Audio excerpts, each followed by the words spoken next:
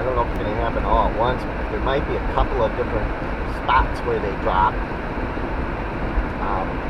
But I don't think I think it would be safe to maybe, we're going to have one more bull market. This is the last bull market before this happens, what we're going through. We're just at the beginning of it now.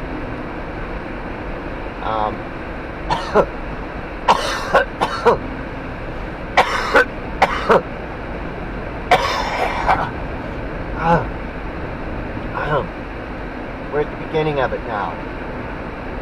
So don't get out of the markets today. I think we're going to see a rise. I think Bitcoin's going to still hit the high that Mahendra was talking about.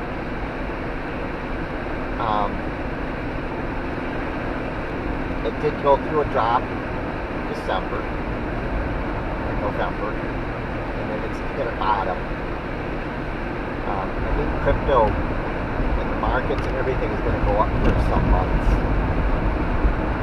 Might as well take that.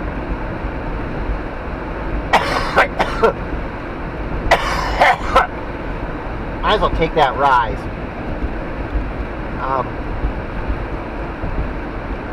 At least part of it, you might as well go ahead and take it.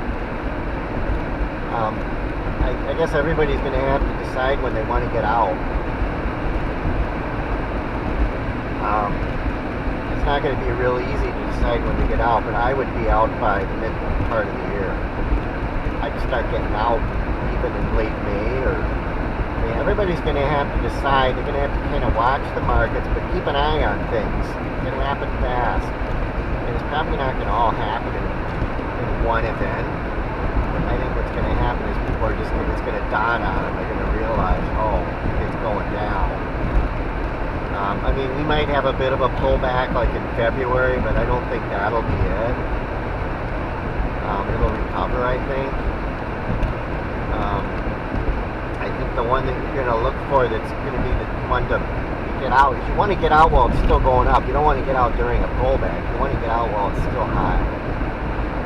When you made some money, get out. Don't get greedy.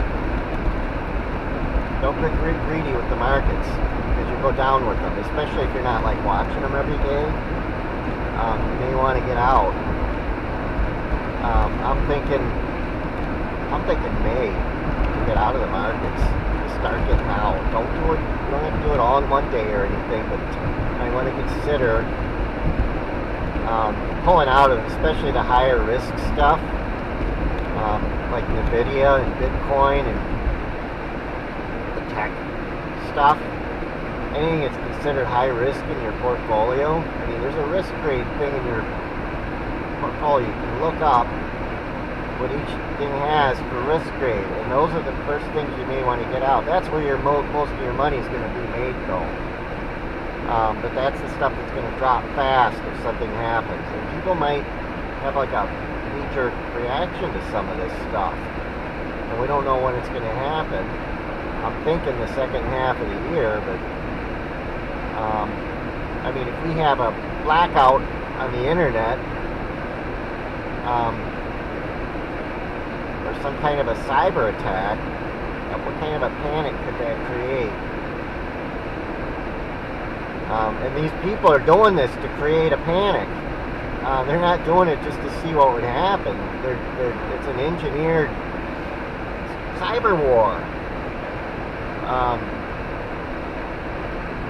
And then also we could have some bad weather and storms and stuff like we do all other years. I mean, so that'll just add to it.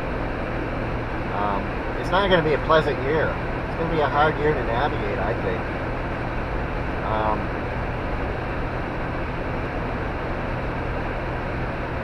I mean, it probably sounds like I'm really worried, but if you know what the commands of time are,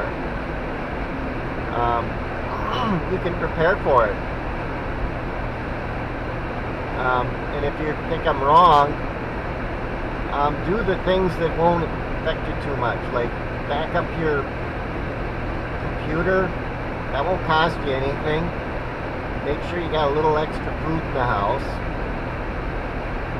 Yeah, we're clear now. Make sure you got some extra food in the house. Make sure you got a way to heat your house if the electric goes out even. Because who knows? I mean, if I was Chinese and wanted to, like, screw over some country, well, you turned off their power. I don't know if they can do that or not. But just in case they can do that, you might want to think, okay, what could we do to heat our house if it went out, if the electric went out for a while? I have an Echo Flow. It's kind of like a battery,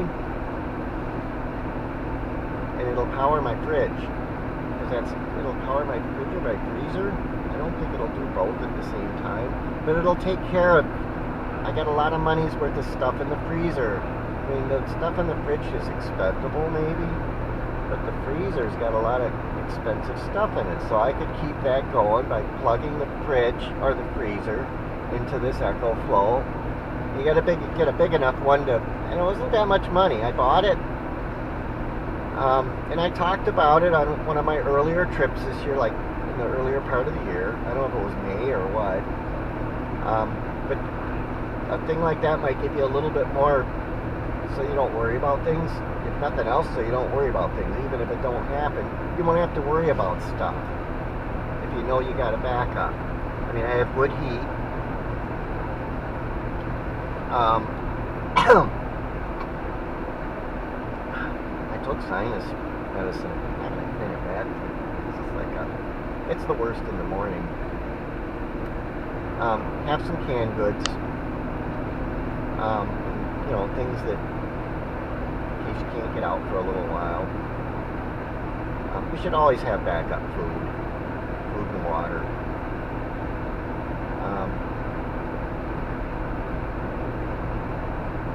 And foreign countries, there's going to be wars where there isn't wars now. There's going to be some new wars.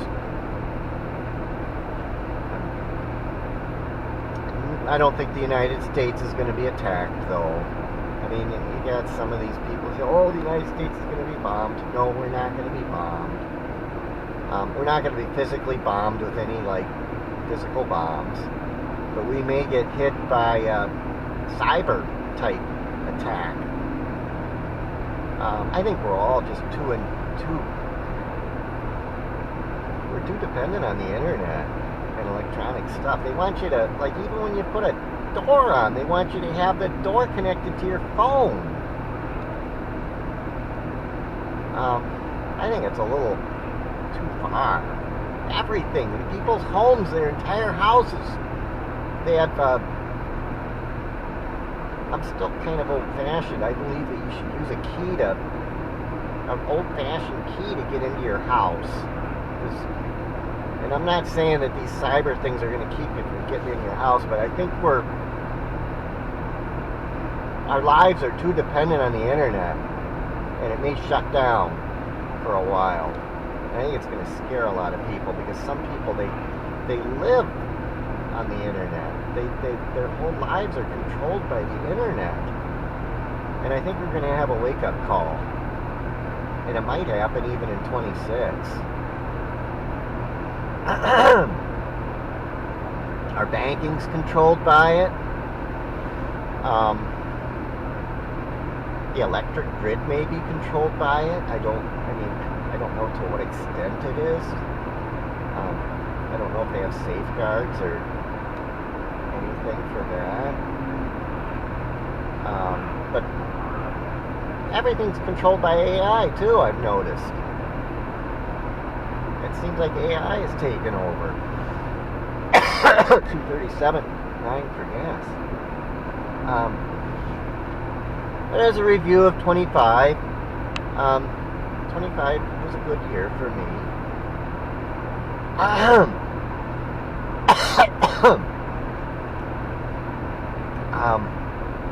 did okay. Went on some nice trips, and I got most of them posted. Not all of them, but I got most of the trips posted. What I don't have posted, I'll do maybe in January.